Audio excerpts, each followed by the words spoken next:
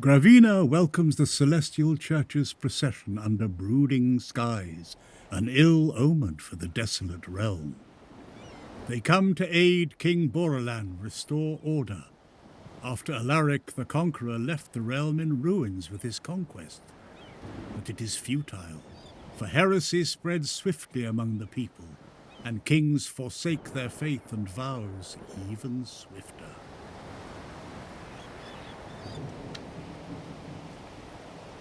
Only silence and scorched farmland for a day's flight. What a wretched place. I hope Avon has arrived safely by now. Best I meet this sorry excuse of a king quickly.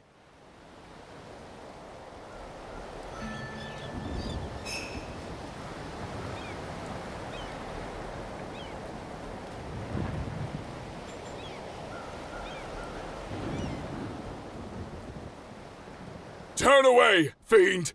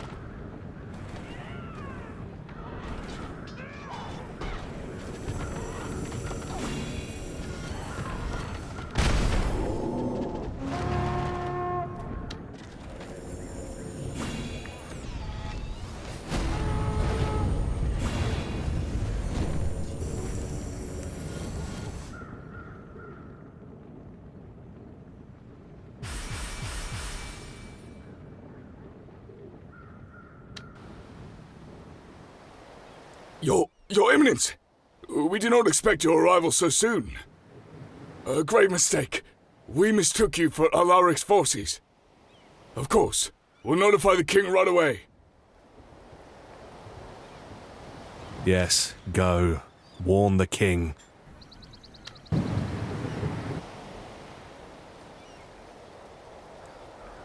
The Inquisitor finds king and court on their best behavior, their obedient smiles polished to perfection. No sooner has he entered the throne room than they urge him to join a banquet. Renfried can smell the fear. In Sonan, no throne dares defy the Celestial Church's envoy. All kings know the Church's hidden watchers observe their every move, and an Inquisitor never comes without reason.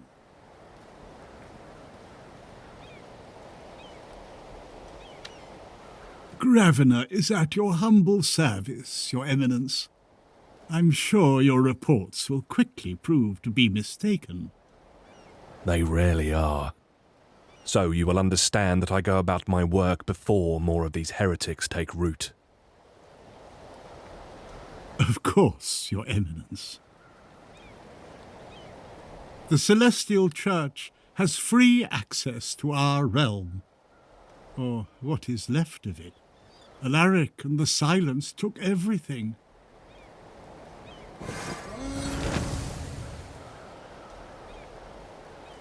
Our spies have marked all locations that demand our attention.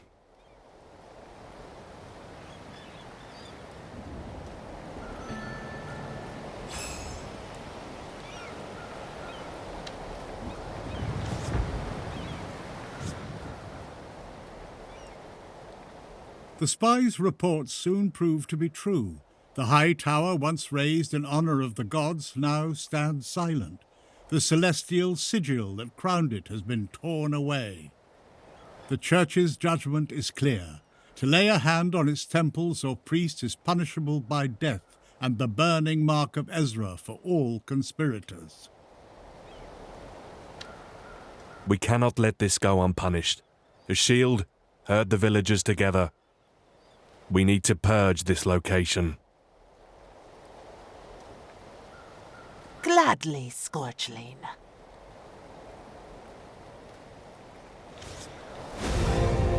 Where have the Celestials been when the Silence took our fields? We are not praying to the gods who abandoned us.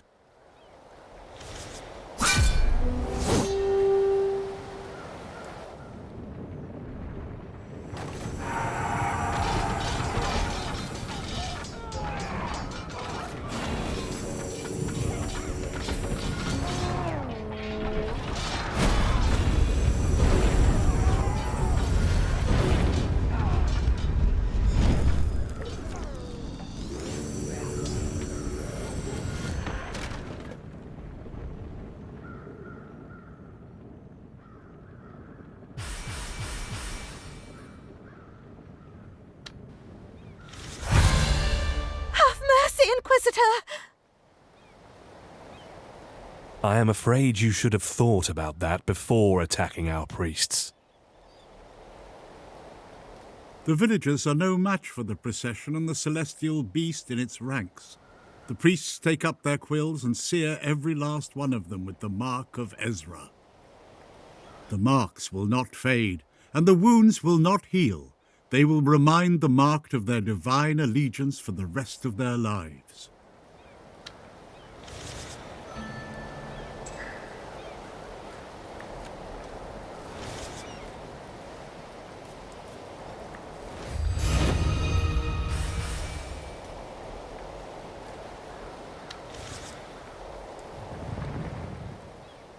The silence creeps far into the kingdom, threatening the small patches of farmland Alaric's troops have left untouched. If it were not for his slick, insincere nature, Rainfried might have felt a trace of pity for the king. Borrelan is no fool. He must know that Gravina may endure for now, but the land cannot escape its fate. I should tend to the north before venturing further.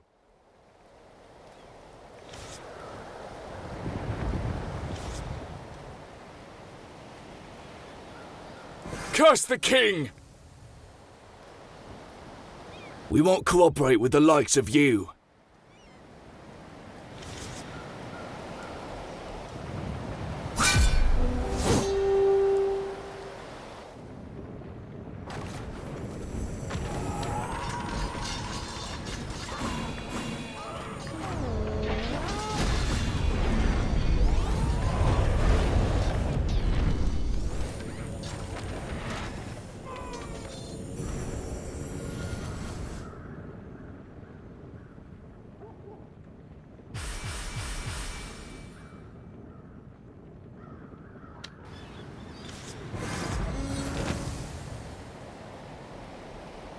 It's time to leave a few priests and a confession tower behind.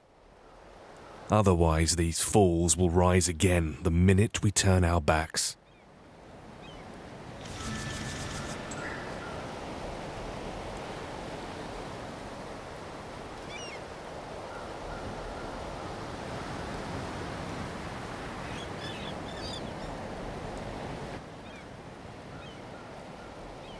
The people here appear strangely well-fed, a jarring sight in lands where hunger gnaws at all.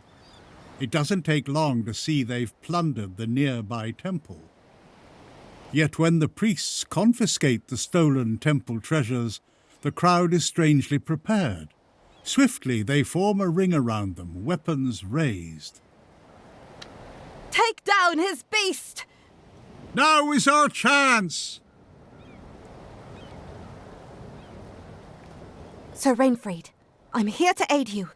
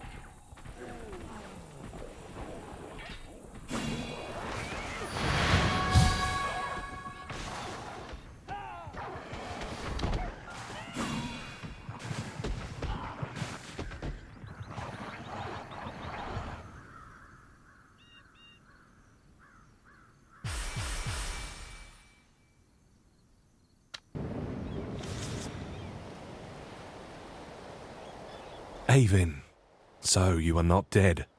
Do you have another excuse for being late? It was wise of you to send me here ahead of the procession. Ravina's people rebel against the church, and I fear someone riled them up against us. Quick to report, the squire briefs the Inquisitor of the strange rumours spreading. Whispers tell of prophets calling themselves gifted, said to be touched by the hymn itself. Gravina's starving people worship them, desperate for every promise the false prophets make.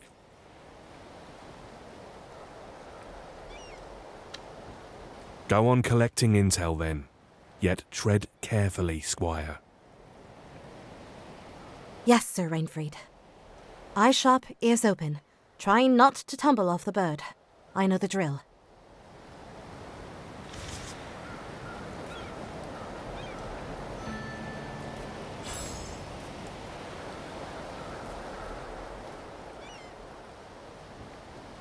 We should head back to the capital and confront Borolam with our findings.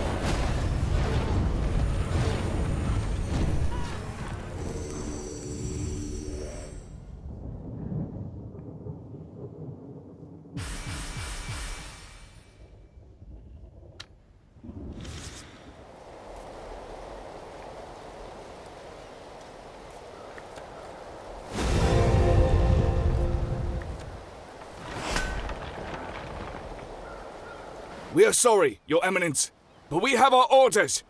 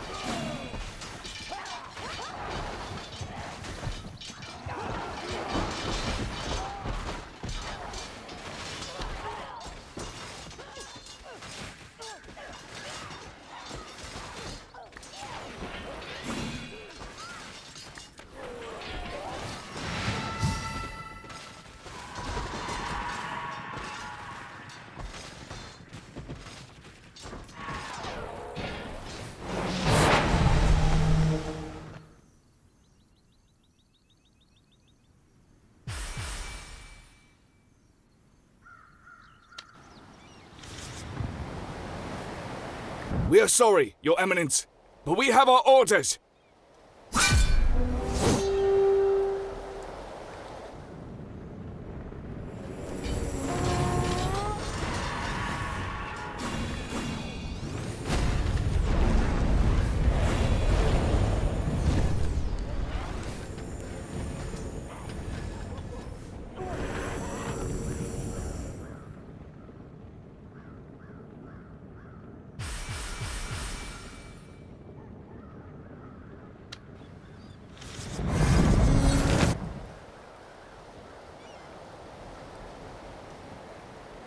With oily courtesy, the king masks his surprise at the Inquisitor's return. Instead, he feigns shock that the church's reports were true. Gravina's temples plundered, priests driven out, and the people riled against the church. The king is quick to come up with an excuse. Alaric is boycotting the kingdom from the south.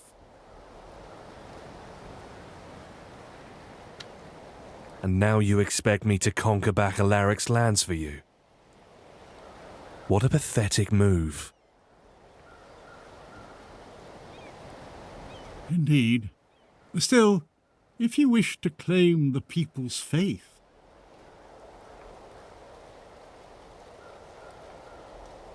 perhaps it is time you answer their prayers and save them from the terrors Alaric left behind.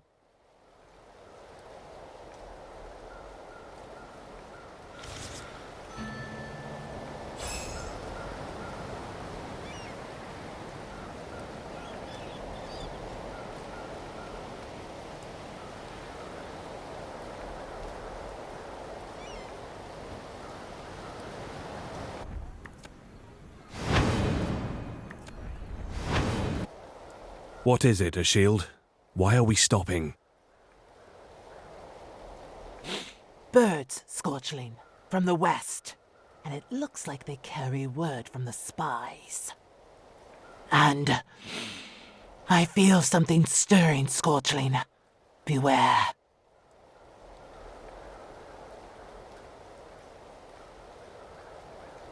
Indeed, one of the gifted has been seen.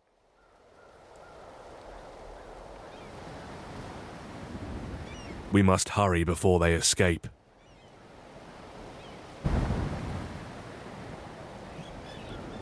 A village on the verge of being swallowed by the spreading silence. But as the procession draws near, a man appears in front of the village gates. Renfrid's soldiers gasp around him. A third eye gleams from the man's forehead. So the legends are true. One of the fabled gifted. He narrows his eyes and takes a protective stance, ready to fight. A prophet of the gifted are you, turning people against the church. I only warn you once. Take your misguided priests and leave this place. Seize him.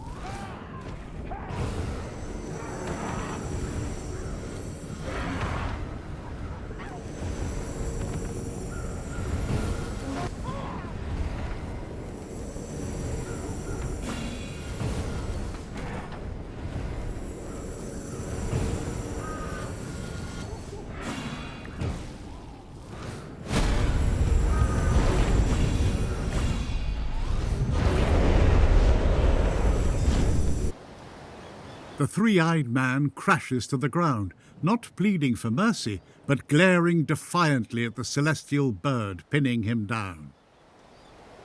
Ishield snaps to strike, but the Inquisitor holds her back, though barely. He needs the man alive if he is to question him, yet he feels the celestial's fury boiling beneath her feathers. Speak. How did you obtain these powers, heretic? I surely have not been enlightened by this gift. Only the witch may grant, blinded fools. Silence, miserable creature. No mortal has to have such powers. He is dead, Ashield. That was entirely unnecessary.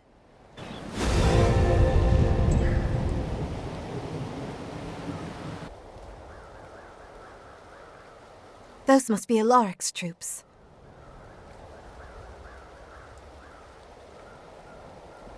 Mostly deserters and opportunists. They're all putting their faith in the Conqueror to unite the shambles of the Thousand Kingdoms. By force. As if the world didn't have enough problems already. That's the thing, Avin. No one can stop Alaric now. Silence and hunger make it only easier for him. Come on now. These are only his remnants. We can handle this. The Church dares to take a stance against Alaric? If Alaric lets heresy run wild in his lands, then yes, we dare to interfere. It is hardly a secret that the heretics should be the least of your troubles.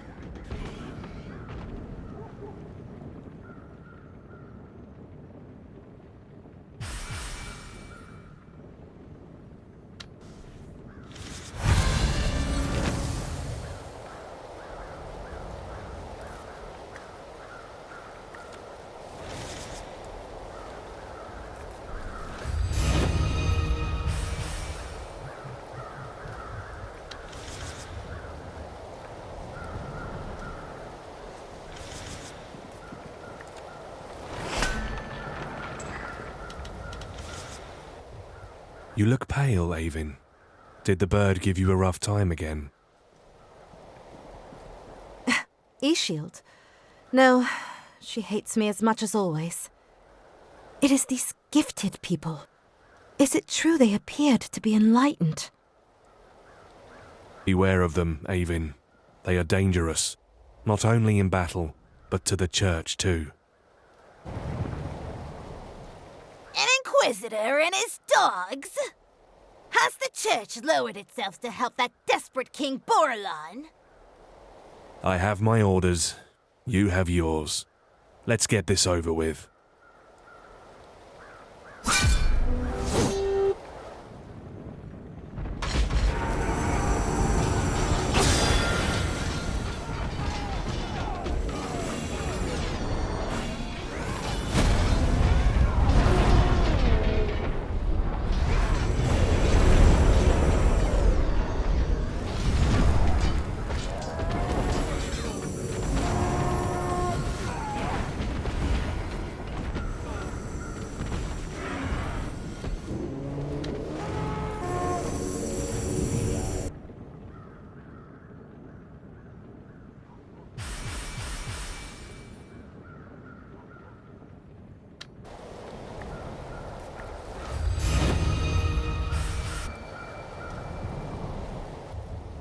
Who goes there? Your Eminence, we beg your forgiveness. We ask you sincerely to turn back. There is nothing but silence from this point onward.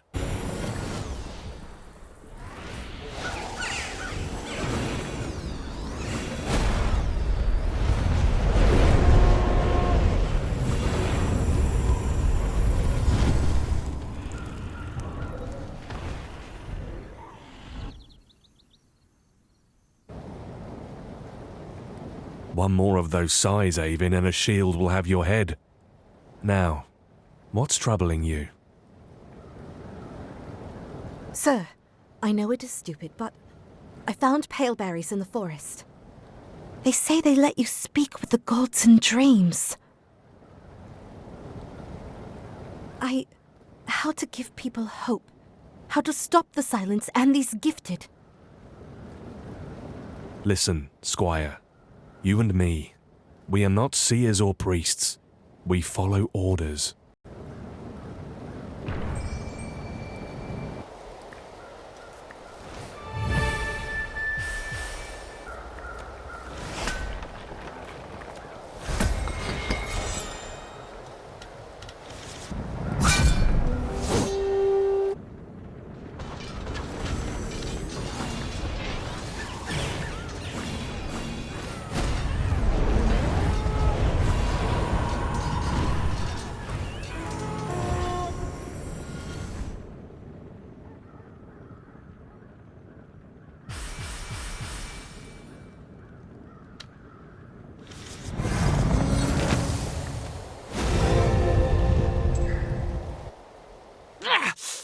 Don't slip off my back like some novice, Scorchling. As if I would fall asleep. You're spooked by the gifted. Is that what's been stealing your sleep? I am touched. Are you concerned about my health? Just don't look so miserable. We can't afford to seem delicate. Don't worry, Ashield. Nobody's mistaking you for delicate. Something hangs in the air. Stay vigilant. The fortress looms dark and silent atop the mountain. Yet no one comes to greet them. It has been abandoned, though not long, judging by the scattered belongings left in haste. The Inquisitor studies the traces. These are not the remains of soldiers. Jars and vials have been left behind, along with piles of books on all kinds of heretical subjects. It reeks of them, those three-eyed. Are you sure of it? Am I ever wrong about the smell of mortal, Scorchling? So Borrelin housed some gifted guests. Interesting, but not surprising. I would not trust this king even if my life depended on it.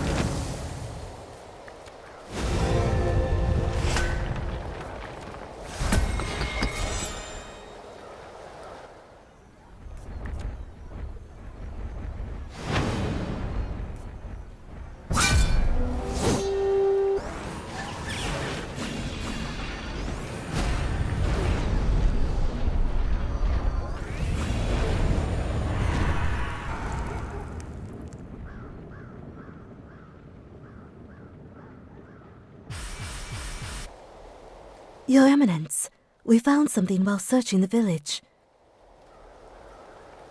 The priest hesitantly presents the Inquisitor with the statue they have found. A simple stone figure of Saint Ida, known for once opening the eyes of the first star-born through the Celestial's will.